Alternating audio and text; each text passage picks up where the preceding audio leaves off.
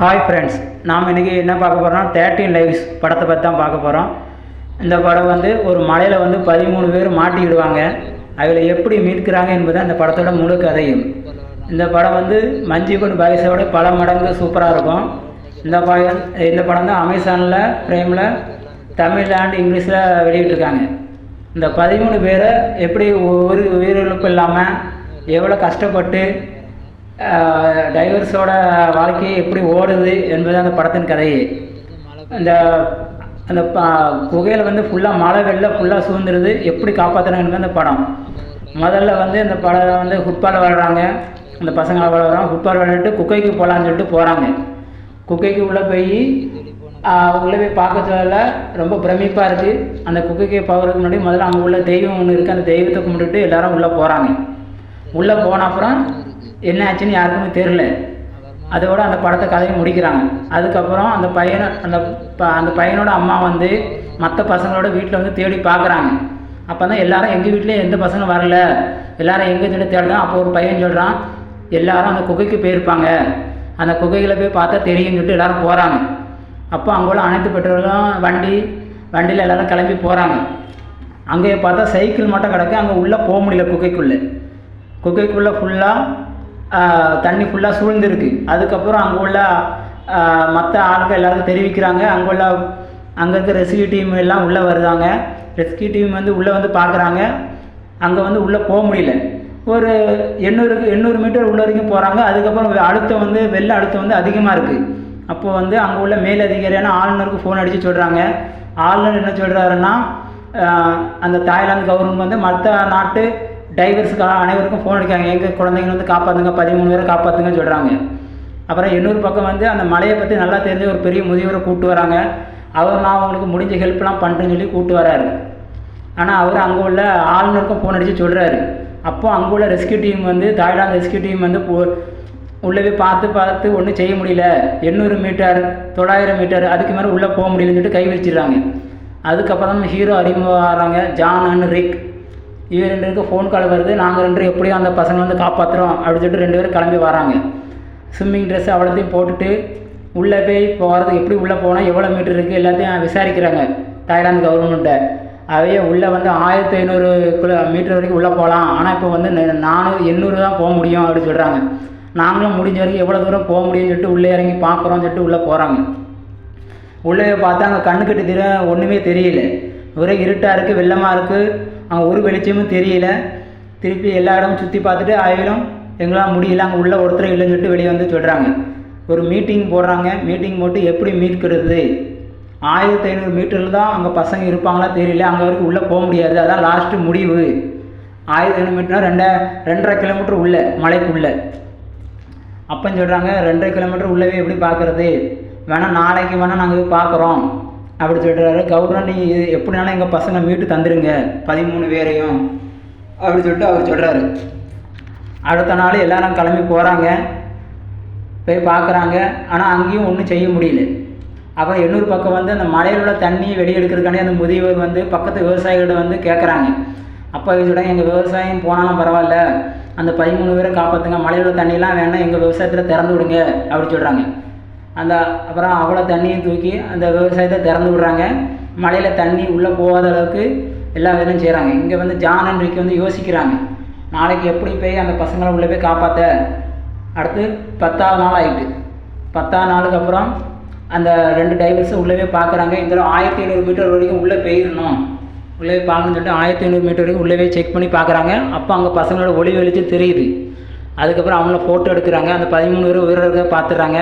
இங்கே உள்ள Thailand government அந்த ஃபோட்டோ கொண்டு கொடுக்குறாங்க. அந்த ஃபோட்டோ ஃபுல்லாக அனைத்து டிவி சேனலுக்கும் கொடுக்குறாங்க. அனைத்து பேரும் பார்க்குறாங்க. பார்த்து ஊர் மக்கள் எல்லாருக்கும் சந்தோஷம், அங்கே உள்ள அதிகாரிகள் அவ்வளோருக்கு சந்தோஷம், நாம் கண்டுபிடிச்சிட்டோம். ஆனால் அந்த ஊர் மக்கள் எல்லாம் சந்தோஷத்தில் இருக்காங்க. ஆனால் ஜான் அண்ட் ரிக்கி மட்டும் சந்தோஷத்தில் இல்லை. ஏன்னா அங்கே உள்ளே போயிட்டு வர்றதுக்கு ஒரு ஆளுக்கு மட்டும்தான் இடம் இருக்கே தவிர 800 ஆளுகளை வெளியே கொண்டு வர முடியாது. அதனால் அவை 2 பேரும் சந்தோஷமாக இல்லை. ஆனால் இங்கே உள்ள ஊர் மக்கள், கவர்னர், அங்கே உள்ள அனைத்து அதிகாரிகளும் ரொம்ப சந்தோஷமாக இருக்காங்க. ஜான் அண்ட் ரிக்கு வந்து என்ன செய்யலான்னு சொல்லிட்டு யோசிச்சுட்டு இருக்காங்க அந்த 2 டைவர்ஸும். அப்போ தான் ஆளுநரை கூடுறாங்க. ஆளுநர்கிட்ட பேசுவோம், அந்த பசங்கள்லாம் மீட்க ரொம்ப கஷ்டம், ஆனால் நீங்கள்லாம் சந்தோஷத்தில் இருக்கீங்க, அவையில் எப்படி காப்பாற்றுறது சொல்லுங்கன்னு சொல்கிறேன். அப்போ என் நண்பனை கூடுவோம், அவன் நண்பன் வந்து டாக்டர் ஸ்பெஷலிஸ்ட் ஒருத்தன். அவர் வந்து அந்த பசங்களுக்கு வந்து மயக்க ஊசி போட்டு அதில் வந்து உருட்டைக்கட்டையாக வெளியே கொண்டு வந்துடலாம் அப்படி சொல்கிறாரு. ஆனால் அதுக்கு வந்து ஆளுநர் வந்து ஒத்துக்கிடலை. அப்படி கொண்டு வரதில்ல மூச்சு திணறி இறந்து போயிட்டால் யாரும் பதில் சொல்லுவா, அதனால் நீங்கள் உள்ளே போகாதீங்க அப்படி சொல்கிறாங்க. அப்புறம் அந்த 13 பேரை எப்படி மீட்கிறது, அதில் அங்கே 2 டைவர்ஸுக்கு அங்கே ஆளுநருக்கு கடும் வாக்குவாதம் போகுது. எப்படி மீட்கிறது கஷ்டம், அந்த ஊசி போட்டால் மட்டும் தான் காப்பாற்ற முடியும் அப்படின்னு சொல்கிறாங்க. ஆனால் அந்த ஆளுநர் வந்து அதுக்கு வந்து ஒத்துக்கிடலை. நான் வந்து மேலுள்ள எல்லாத்தையும் விசாரிக்கணும், மேலுள்ள எல்லாத்தையும் அனுமதி வாங்கினப்பறம் தான் உங்களுக்கு அது வரைக்கும் எங்கள் டைவர்ஸ் வந்து உள்ளே போய் சாப்பாடு மட்டும் கொடுத்துட்டு வருவாங்க, மருத்துவ உதவி பண்ணுவாங்க அப்படி சொல்லிடுறாரு. அப்புறம் அடுத்த நாள் இங்கே உள்ள டைவர்ஸ் வந்து போகிறாங்க, போய் மருத்துவ உதவி சாப்பாடு கொடுத்துட்டு ஒரு 10 பேர் உள்ளே போயிட்டு வராங்க. அங்கே உள்ள பசங்களாம் பார்த்தோன்னா அனைவருக்கும் மகிழ்ச்சி. பரவாயில்ல, நம்ம பசங்கள்லாம் உயிரோட தான் இருக்காங்க, சந்தோஷம். ஆனால் இங்கே வந்து உள்ளே போகிறதுக்கு ஒவ்வொருத்தருக்கும் ரொம்ப கஷ்டம். ஏன்னா அவிய 2 வந்து 2 பேருக்கும் ஜான் அண்ட் ரிக்கிக்கு வந்து எல்லா இடமும் போய் பழக்கம். இவங்களுக்கு வந்து இதான் ஃபஸ்ட் தடவை. சரி, அந்த நேரத்தில் பசங்களுக்கு மருத்துவ உதவியும் சாப்பாடும் பண்ணிவிட்டு வெளியே வராங்க.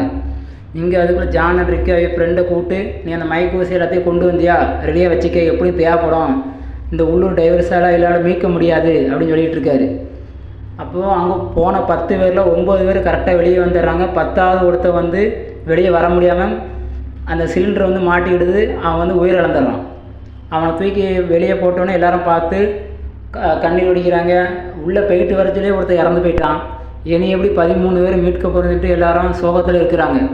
இந்த செய்தி வந்து மற்ற சேனலில் அவ்வளோத்தையும் பரவி உள்ளூர் மக்கள் எல்லாம் அஞ்சலி செலுத்துகிறாங்க அந்த இறந்த வீரருக்கு. இவ்வளோ கஷ்டமான இதில் எப்படி நம்ம பசங்களை மீட்க போகிறோன்னு சொல்லிட்டு எல்லாரும் சோகத்தில் இருக்காங்க. ஆளுநர் மற்றும் கவர்னரும் சோகத்தில் இருக்காங்க. ஆனால் அந்த டாக்டர் தான் இனி நம்ம தான் களத்தில் இறங்கணும், ஊசி போட்டு தான் அவ்வளோ கொண்டு வரணும், மயக்க நிலைமையில் தான் எல்லோரும் கொண்டு வரணும்னு சொல்லிட்டு ஆளுநர் அண்ட் கவர்னர் எல்லோரும் அனுமதி வாங்குகிறாங்க. கவர்னர் என்ன ஆனாலும் பரவாயில்ல, அந்த 13 பேர் வெளியே கொண்டு வந்துருன்னு சொல்கிறாங்க. அப்புறமா அந்த டைவர்ஸில் வந்து அவங்க பெற்றோர்களும் சொல்கிறாங்க, எப்படி என் பையனை உயிரோட கொண்டு வந்திருக்காங்க. ஆனால் இவங்களுக்கு வந்து நம்பிக்கை இல்லை, எப்படி உயிரோட கொண்டு வர போகிறோன்னு நம்பிக்கை இல்லாமல் உள்ளே போகிறாங்க. உள்ளே போய் ஆளுக்கு ஊசி போட்டு கஷ்டப்பட்டு கொண்டு வராங்க. வெளியே கொண்டு வந்தோடனே அங்கே அவ்வளோவுக்கு அனைவருக்கும் மகிழ்ச்சி. இப்படி ஒவ்வொருத்தரையாக கொண்டு வரதுக்கு கஷ்டப்படுறாங்க. ஆனால் ஒருத்தருக்கு வந்து உயிர் திறந்துடுறான். திருப்பி அவனை அங்கே உள்ள பாறையிலே மேலே வச்சு ஊசி போட்டு திருப்பியும் கொண்டு வராங்க. ரொம்ப கஷ்டப்பட்டு ஒவ்வொருத்தனையாக கொண்டு வந்து வெளியே வந்து மருத்துவ ஆஸ்பத்திரிக்கு போகுது. ஆஸ்பத்திரிக்கு போய் அங்கே போய் ஒவ்வொருத்தனையாக கொண்டு போய் வைக்கிறாங்க. ஒவ்வொருத்தரையும் கொண்டு போய் வந்து கடைசியில் 13 பேரையும் மீட்டுட்டு வெளியே வராங்க. அப்போ தான் எல்லோரும் பாராட்டுறாங்க. இங்கே மறுபக்கம் வந்து குகைக்குள்ளே தண்ணி அதிகமாக போகக்கூடாதுன்னு சொல்லிட்டு வெளியே தண்ணி எடுத்துக்கிட்டே இருக்காங்க. வெளியே இங்கே ஒவ்வொருத்தரையும் கொண்டு வர தான் இங்கே பெரிய போராட்டமாக இருக்குது. 13 பேரை கொண்டு வந்தோன்னா ஊர் மக்கள் எல்லோரும் சந்தோஷப்படுறாங்க, அங்கே உள்ள ஆஃபீஸர் அவ்வளோ சந்தோஷப்படுறாங்க, அனைவரும் சந்தோஷப்படுறாங்க. ஆனால் இங்கே ஒரு டைவர்ஸ் மட்டும் உள்ளே மாட்டிக்கிட்டான். அவனையும் திருப்பி போய் வெளியே கொண்டு வராங்க. இந்த 2 ஜான் அண்ட் ரிக் 2 டைவர்ஸை திருப்பி போய் அவனை வெளியே கொண்டு வந்துடுறாங்க. இதோடு இந்த படம் முடியுது. இனி அவ்வளோ பேரையும் வெளியே கொண்டு வந்தோன்னா எல்லோரும் கவர்னர் வந்து அந்த மருத்துவ ஆஃபீஸர் வந்து கை கொடுக்குறாரு, உங்களால் தான் அனைவரும் உயிர் பிழைச்சார். இவர் சொல்கிறாரு, இல்லை கடவுளால் தான் உயிர் பிழைச்சார் அப்படி சொல்லிட்டு இவர் போகிறாரு. அனைவருக்கும் ஒரே சந்தோஷம். அப்புறம் அந்த பசங்களோட அம்மா அப்பா வந்து அனைவருக்கும் நன்றி சொல்கிறாங்க.